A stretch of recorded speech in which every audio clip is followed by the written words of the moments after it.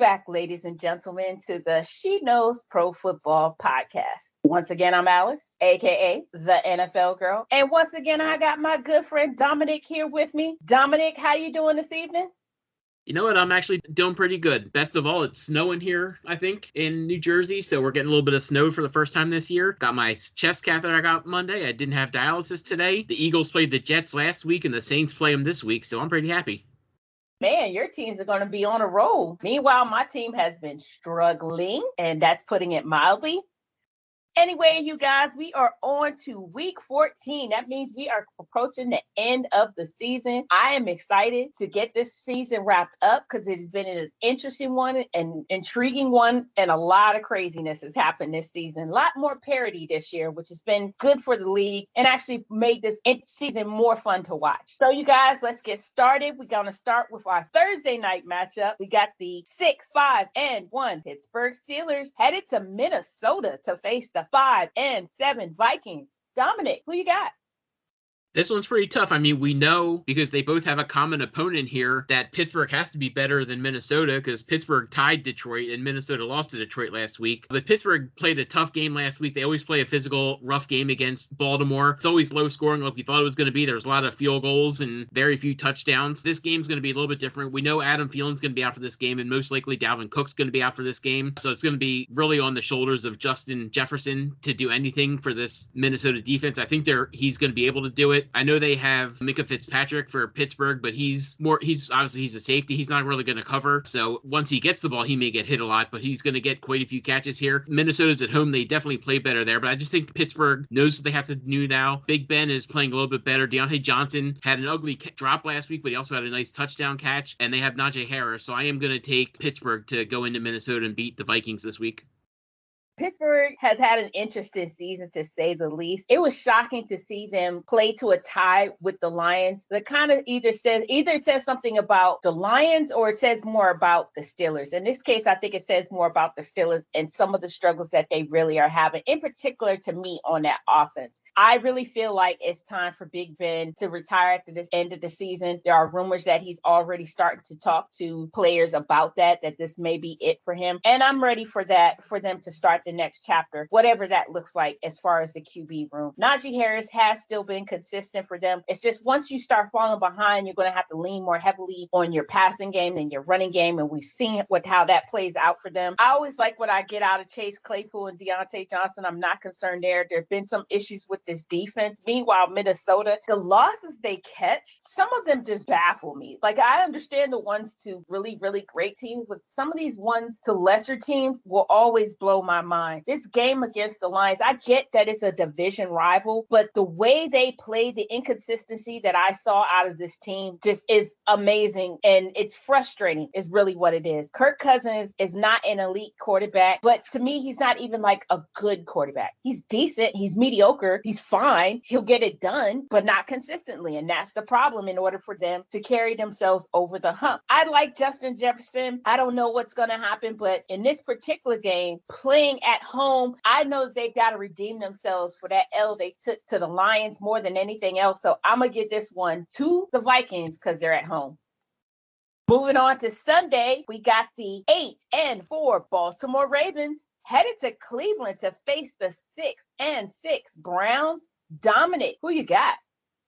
Yeah, saying that Baltimore is 8-4, you'd think they're an actually good team, but sadly enough, they're really not. They haven't scored more than 20 points since November 7th. They lost the game last week because they had a lot of injuries at the cornerback position, so they couldn't really force the game to go to overtime because they knew they'd get beaten overtime, so they decided to go for it on 2-point conversion and just missed it when TJ Watt made another great play coming around the end. So Cleveland coming off the bye week, they've had 2 weeks to get ready for Baltimore, plus they played them the week before. They're going to be in Cleveland this time. They're not going to be in Baltimore, and they've seen over from Miami and Pittsburgh what you have to do to get to this Baltimore team is you really have to blitz them. I think they're going to be able to blitz them with Myles Garrett. I think their secondary is better with Greedy Williams being back there now and Greg Newsome. They're going to have some players there. They're going to be able to run the ball against this Baltimore Ravens defense. So I do think that being that it's in Cleveland, I'm going to give them the edge here, and I'm going to take Cleveland to beat Baltimore in this one. Cleveland is a mediocre team I don't understand why. Before the season started, I picked the Browns to be able to win this division because I had question marks with Big Ben. I had question marks if Lamar could carry this team over the hump. In particular, the Ravens had suffered so many injuries extremely early in the season and even in preseason and the running back situation that I figured that they wouldn't be able to overcome it. They're now 8-4. So there are still some issues, but they've been able to overcome them and still have a good season. Meanwhile, Cleveland has stayed, let's say, relatively healthy, minor injuries here and there. People have been in and out here and there, but they're playing with a banged up QB that's still going, even though some of these injuries, he should have taken some time off. I think that's kind of what is hurting them badly. They have Kareem Hunt back. They got Nick Chubb there. This team has a great running situation. Their receivers are starting to get a little bit more consistent. Jarvis Landry bitched and moaned until he started getting more receptions. Fine, you're getting what you asked for. Baltimore Weemouth has now run into another set of injuries. They don't have anyone in their secondary anymore. Everyone is now out, and that's going to be massive for them to have to overcome. Because that means once I get behind your line, I'm going to be able to score on you. That's going to be a problem going through the rest of this season and facing some of these better teams, in particular in the AFC, even teams in their own division, like this game right here. Now, if it wasn't for that secondary problem, again, both of these teams are coming in here banged up. It's week 14. Of course, you're going to have that, but that secondary problem is massive, and that's going to be one that Cleveland can easily exploit. So I got to give this game to the Browns for that reason alone. Next up, we got the 2-10 Jacksonville Jaguars headed to Tennessee to face the 8-4 Titans. Dominic, who you got? Jacksonville looks like they've just totally given up. We don't know what's going to go on there. Even without Derrick Henry, Tennessee is much better than Jacksonville. They're still favored by 10 points in this game, which just shows you how much better they are. So this one really isn't a discussion for me. Tennessee's defense is playing much better now than they were at the beginning of the year. They're coming off a bye week, so they're going to be a little more refreshed. So give me Tennessee here to crush Jacksonville. It's Jacksonville, you guys. Really, seriously, it's Jacksonville. Do I expect them to play a pretty decent game because it's a division rival? Of course. Do I expect them to be able to overcome a refreshed Tennessee team? Of course not. Gotta give this one to the Titans there at home. Next up, we got the 6-6 Las Vegas Raiders headed to Kansas City to face the 8-4 Chiefs. Dominic, who you got?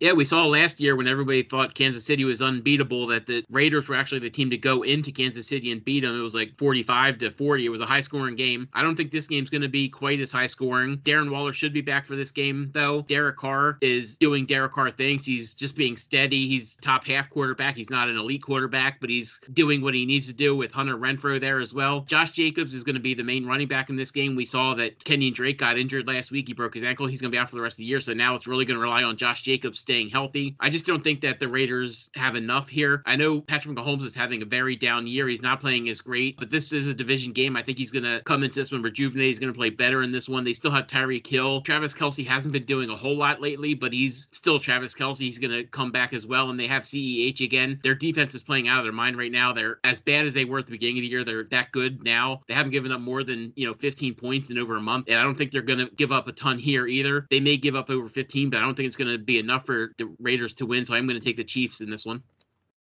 Oh my goodness. Raiders. Well, every week, I don't know what I'm going to get out of this team. The weeks that they play really well, they play phenomenal. They could take you into overtime. They will impress you with the wins that they get. Good example of that is the Cowboys game. Phenomenal game. And then they catch these L's that I'm like, what are we doing here? How are we losing this game to some of these teams that don't make sense for them to lose to? Again, he's not one of these baffling teams, and Raiders are definitely that. They are trying to overcome some things that is hard for any team to overcome, and I get that, but you got to string these wins together. They're going to Kansas City to face the Chiefs in Arrowhead. Again, I've said this previously. I don't like picking against the Chiefs when they're playing at home in Arrowhead, in particular right now when everyone is healthy. They got CEH back. There's Tyreek Hill there, Nicole Hardman, Travis Kelce, and you got a healthy Patrick Mahomes. No way in holy hell am I picking against them playing there in Arrowhead Stadium. Got to give this one to the Chiefs. Next up, we got the 5-7 New Orleans Saints headed to New York to face the 3-9 Jets. Dominic, who you got? Jets looked good in the first half last week. They looked terrible in the second half last week. The Saints defense is maybe not as good as it used to be, but it's still better than the Eagles defense is. And the Eagles defense was able to hold the Jets down last week. I think that they're going to come in this game. They're going to run the ball. They're going to run the ball. They're going to run the ball. And they're going to run all over the Jets. They're going to keep this thing slow and ugly. They're going to use a lot of Alvin Kamara, a lot of Mark Ingram. Like I said, they're just going to slow this game down, especially with them starting Taysom Hill again. That's even going to be more rushing that they're going to do here. This could be a low-scoring 20-9 game or something like that, but I do think that the Saints are going to win it. Yeah, I am always impressed by little things that the Jets can do, but they can't string it together against an entire game. One of my favorite players on their defense, and I've said this all season, and I'll say it again, is Quentin Williams. He's trying to keep this team going, but that offense doesn't stay on the field long enough for him to not be winded by the end of a game. I get it. They're facing the Saints. I'm a little bit nervous about because, again, they're going with Taysom Hill, and I haven't seen enough out of Taysom Hill. His first start, I was not impressed at all at what this man could do. He is a gadget QB, and he's great for that. But him as your starting QB, not seeing enough out of him to be impressed where I think that he can get wins. This is going to be a very interesting game. It is. Not because it's two great teams. It's because it's two QBs that I have very low expectations for. At the end of the day, though, because I have better expectations out of the Saints running game, and if they stick to a ground and pound game like I saw the Patriots do on Monday, they can get a win. So just based on that run game alone, I'm gonna give it to the Saints. Next up, we got the 8-4 Dallas Cowboys headed to Washington to face the 6-6 football team. Dominick, who you got? Yeah, Dallas beat up on my Saints last week, but that was a bruised and battered Saints team, so there wasn't really much to talk about there. They're going here to Washington to play a team that is on a mission right now. They're playing really good. They've beaten the Buccaneers. They beat Seattle. Then they went out last week and beat Las Vegas in Las Vegas. We know they're not going to have Logan Thomas for the rest of the season. He's on IR right now with a torn ACL, but they should get J.D. McKissick back for this game, which is going to be huge. They'll still have Antonio Gibson there as well as Terry McLaurin to go with Taylor Heineke. I know Dallas is the favorite here. They're winning the division at the moment, but I do think they're going to go into Washington and take a loss. You guys, Dallas is 8-4, and that's even overcoming things like they had lost CeeDee Lamb to a concussion. They lost Amari Cooper to COVID. They had to overcome injuries on the defense. This team has been banged up and still pumping out wins. Washington has lost Logan Thomas. That is a massive loss for them. Let's not downplay how significant that is for them, because other than Terry McLaurin, he's like number 2 of who he goes to. He's the tight end, but he actually plays more like a receiver, and he's definitely who Heineke throws to more than any other receiver other than McLaurin. They've got a good, solid running game in J.D. McKissick and Antonio Gibson. I'm not worried about that. I'm just worried about that, how they're going to be able to continue to, again, we've lost so many players on that defense. Now we're out without Logan Thomas. Dallas, meanwhile, tends to be more healthy on their offense. They've got some issues on their defense, but their offense right now is all healthy. I got to give it, this is going to be a great one because these two teams hate each other. It is personal every time they face each other. But they're at home. I want to say that it'll be Washington. I'm going to lean the other way, though. I think the Cowboys are going to get this one. Next up, we got the 5-7 Atlanta Falcons headed to Carolina to face the 5-7 Panthers. Dominick, who you got?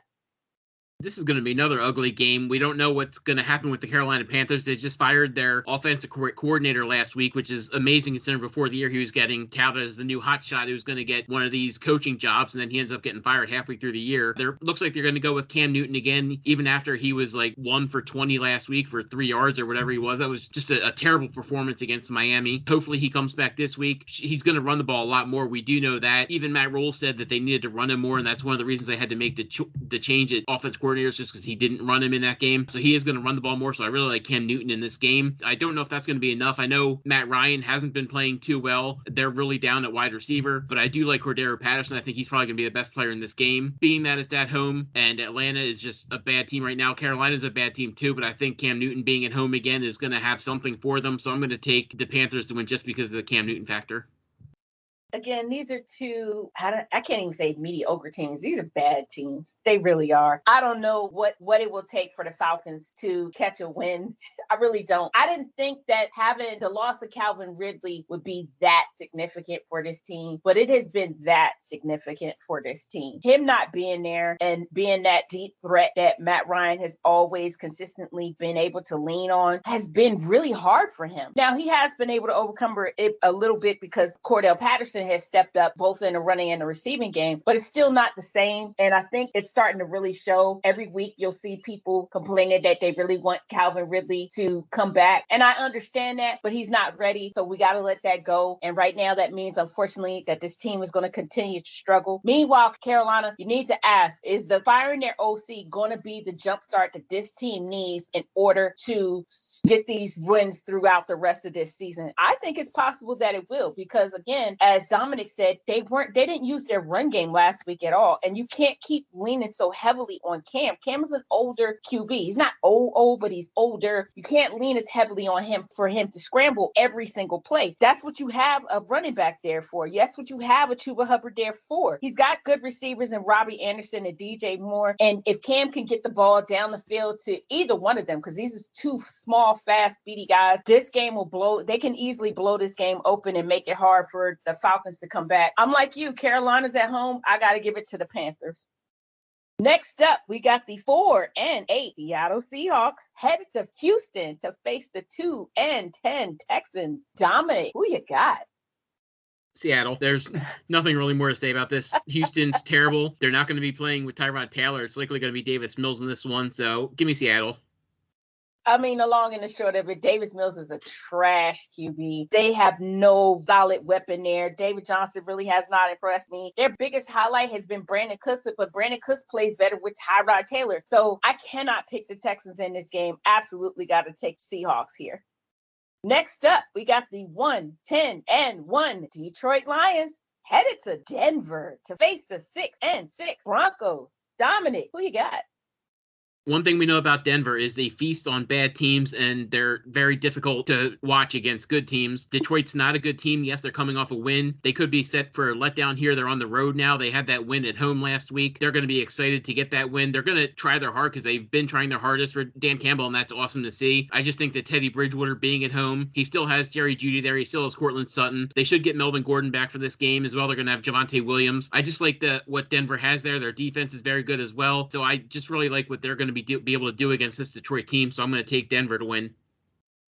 Detroit finally got their first win of this season. I'm so happy for this team to finally get a W. I really am. I have so much compassion for Dan Campbell because I don't want this man to lose his job. He's giving it his all every single week. It's just there's so much inconsistency, in particular with Jared Goff. I don't like him as a QB. I know that's a terrible thing to say. I don't care. I just don't see enough out of him to be able to carry this team. He's not the long-term solution. He'll get you through the rest of this season, but he's not the long-term solution. But last week was a phenomenal game. They're headed into Denver though, and Denver plays a whole nother level of ball there at home, going against Teddy B. Great running game in Javonte Williams, and if they get Melvin Gordon back, even better. We got some great receivers in Cortland Sutton and Jerry Jeudy. I'm not concerned about Denver there at home. Definitely giving this one to the Broncos.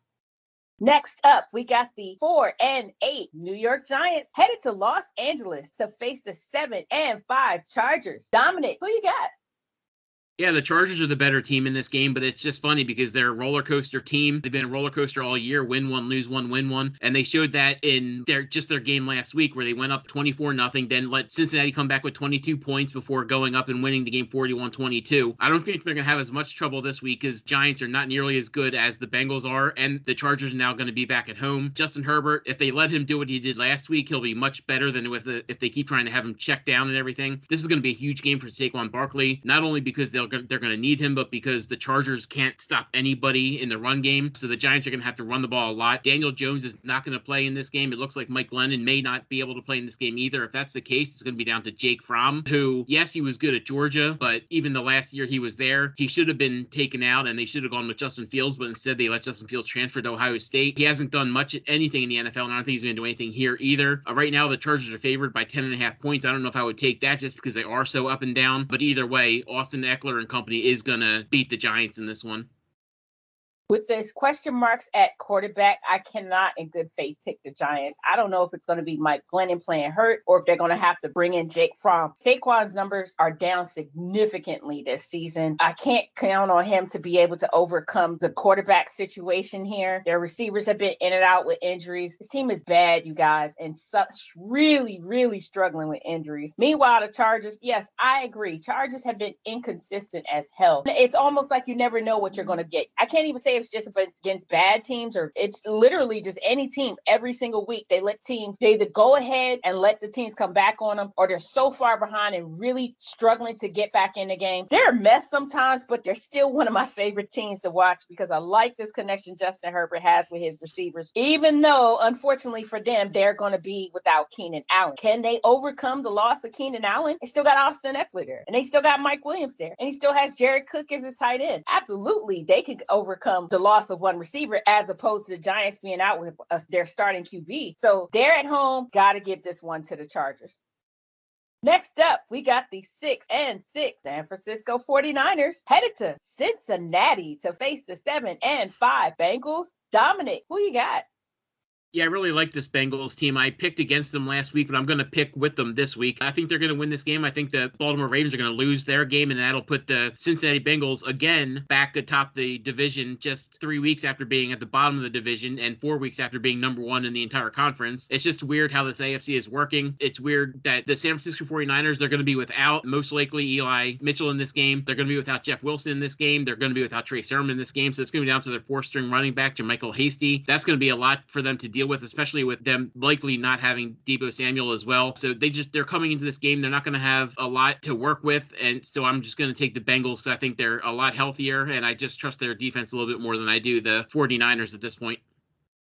49ers are badly banged up once again. And when you're down to your fourth string running back, you are in a bad position. Deebo Samuel out again is going to be hard for them to overcome. Even with Brandon Ayuk and George Kittle both playing well, George Kittle coming back healthy and playing well has been a big help for Jimmy G. The Bengals, meanwhile, I love this team and their season has been all over the place. They go from the top of the AFC North to the bottom in a matter of weeks just because of the way that they play. But right now, they're one of the most healthy teams out there. Joe Burrow has a finger injury. I imagine that he'll be able to just double bandage it and be able to get in there and play. Got Joe Mixon back healthy. Still got Jamar Chase. They're the healthier team and they're playing at home. Got to give this one to the Bengals. Next up, we got the 7-5 Buffalo Bills headed to Tampa to face the 9-3 Buccaneers. Dominick, who you got? We've talked about it all year. The Buccaneers are a totally different team at home. They blow out teams at home. They lose on the road. They've actually won their last two road games against the Colts and Atlanta last week, and I think they're going to come back home. They're going to be happy to be home. Buffalo's coming off a tough loss at home against New England in the 60-mile-an-hour semi-snow blizzard hurricane thing that was going on there, and I just think they're going to have a tough time here going on to Tampa Bay, so I'm going to take Tampa Bay to win this one in a high-scoring game. This is definitely going to be a very high-scoring game because Buffalo, my goodness, the way they lost that game to the Patriots was almost comical. It looked like someone shook up a snow globe and then told these two teams to go play football in it. So the way the Bills lost wasn't surprising because it would have been a hell of a game to be able to win just based off the fact you couldn't throw the damn ball anywhere. Playing there in Tampa, you ain't got to worry about that. They'll be fine. They'll be able to run the score up more. But can they overcome the way that the Buccaneers are playing right now? No. Buccaneers are 9-3 for a reason. I'm not saying that they haven't been catching some crazy L's. They have. It's only 3 of them. And playing at home, they play a whole other level of ball. They got everybody healthy right now. Mike Evans is there. Chris Godwin is there. Gronk is healthy. Leonard Fournette has these crazy games that don't make sense, but I love how consistent he's been of late, so I'm not worried about him. It's going to be a high-flying game for sure, but at the end of the day, with Tampa playing at home and definitely trying to make a push to get the number 1 seed in the NFC, got to give this one to the Buccaneers. Next up, we got the 4-8 Chicago Bears headed to Green Bay to face the 9-3 Packers. Dominick, who you got? Yeah, we make jokes about it, but it's pretty much true that Aaron Rodgers is like the only active NFL player to own another franchise. He owns the Bears and he owns the Vikings for some reason. It's in Green Bay. Chicago is gonna be playing with Justin Fields again. They're gonna have Darnell Mooney there, and they're gonna have David Montgomery. And I think David Montgomery should have a good game here, but they have nobody else there. They're probably not gonna have Allen Robinson in this game. Green Bay's coming off a bye. They also want to stay up there for top seed. Right now, they're only half a game behind Arizona, and they have the tiebreaker with Arizona. So I really think they're going to want to win this game. Obviously, against the hated Bears, they're definitely going to want to win this game. Aaron Rodgers is going to come out and just ball out with Devontae Adams. Aaron Jones is back for this game. A.J. Dillon's going to do A.J. Dillon things with his legs. So I expect Green Bay to win this one by 2 touchdowns. With Justin Fields back, I really would love to pick the Bears because I love this kid, but he needs some receivers badly. Whatever's going on with the Allen Robinson situation, I don't know, but I know that he's got to get some receivers there. David Montgomery is a great running back, and I'm hoping that next year when they address some of these O-line issues that they have as well, that I will see some more consistency out of both of them, and that they'll be able to get more wins going forward. Let's say next season they at least get to 9-8 or 10-7 or something. That ain't gonna happen this season. And damn sure isn't gonna happen here in Green Bay. Again, this is another one of those teams. Green Bay, Arizona, and Tampa are all trying to vie for this number 1 seed. And that means that they got to get these wins over these lesser teams. And that includes these freaking Chicago Bears. Packers are healthy right now. They got Aaron Jones back. A.J. Dillon is a monster. He's got his Devontae Adams and MBS. I'm not worried about the Packers. Definitely got to give it to them here. And last up, we got our Monday night matchup. We got the 8-4 Los Angeles Rams headed to Arizona to face the 10-2 Cardinals. Dominic, who you got? Yeah, this is a matchup between the top 2 teams in the NFC West and possibly 2 of the best teams in the NFC, period. We thought the Rams were going to be good all year, and they really haven't been. They had that slide there, but they're starting to play better now. They crushed the Jacksonville last week, which is no big thing. Everybody crushes Jacksonville. But Arizona's coming off their bye week, and then they played Chicago last week, and they were able to win the game in miserable conditions. They're coming back home here. They're going to be excited to do it. I just think that Los Angeles knows what they have to do in this game. They have Matthew Stafford there. You know, when you get older, you like going to the desert, so he's going to be happy there in the desert. They have Cooper Kupp, still the number 1 receiver in the NFL right now. They're going to use Sony Michel, had 121 yards last week, as well as Henderson in this game. They have still Tyler Higbee, Odell Beckham. I don't know why. I just have a sneaky suspicion. I know Arizona might be the better team. They have the better record, but I just think this is going to be a game that they lose, so I'm going to take the Rams in this one. Dominic picking the trap game here for the Cardinals. I love it. I like the Arizona Cardinals. I really do, especially they got both Kyler Murray and DeAndre Hopkins back. That's a totally different squad when you have both of them healthy at the same time. James Conner has been looking amazing in the backfield. I think that was a smart decision to get him and bring him there in the desert, and that's panned out well for them, as well as the addition of Zach Ertz. I wasn't sure how that was going to work out, and that turned out to be working their favor. Meanwhile, the Rams are 8-4 right now. Some of the pickups that they got we still haven't seen them fully come to fruition. We're starting to see OBJ get some touchdowns and make receptions, but there's still some times I'm like, we're not seeing quite as much out of Von Miller just yet, but I know that's going to come as well. And this is going to be such a good game, such a good game. And it's going to come down to a defensive battle more than an offensive one, because it's going to be who can get the most turnovers in this game based on these 2 QBs. At the end of the day, I'm still going to lean on Arizona being there at home. I think that they, again, right now, they are the one leading the NFC. They want that number 1 seeding, and getting a win over the Rams will help them cement that. So got to give it to the Cardinals at home. Well, you guys, that's all of our matchup. Dominic, give me 1 start and 1 sit in fantasy. Yeah, I'm going to give you the sit first this time. I'm going to tell you to sit Brandon Cooks from Houston. I know we talked about he's the only thing they have there. I just think Seattle's playing very well right now. We know that they're going to want to run the ball. When you're playing against bad teams, you just want to get in and out and not try and do anything fancy, not get anybody hurt. So they're going to slow this game down. So I don't think Brandon Cooks is going to have a lot of time on the field. When he is on the field, he's going to be with Davis Mills, and that's not a great thing. So I'm going to sit him. And in his place, somebody you can go out and get on waivers and start is Jalen Guyton from the Los Angeles Chargers. We know know that Keenan Allen's probably not going to be there. I actually am hearing now that Mike Williams is actually now on the COVID list as well, so he may not be there as well. If that's the case, it's going to be down to Jalen Guyton. Even if one of these other receivers is able to make it back, though, he's still going to be that second receiver. He's going to be the downfield threat if Mike Williams isn't there. And if Mike Williams is there, he'll be a downfield threat with Mike Williams. And we know that Justin Herbert loves to throw the ball downfield. He has a monster rocket arm, so he could do some things this week. So I'm going to tell you to sit Brandon Cooks, and if you're able to go get him on waivers, I would start Jalen Guyton in place of Cooks this week. Well, you guys, that's all the time that we have this week. Want to thank everybody again for listening. Be sure to follow me on Twitter at TheNFLGirl320. Dominic, where can they follow you? You can follow me on Twitter at EnvisionFF. You can read more of my thoughts on SheKnowsProFootball.com. Dominic, where can they read your work? You can read my work at TheAthletic.com, at Rotoballer.com, and ExpandTheBoxScore.com. That's all the time we have, you guys. See you back here next week.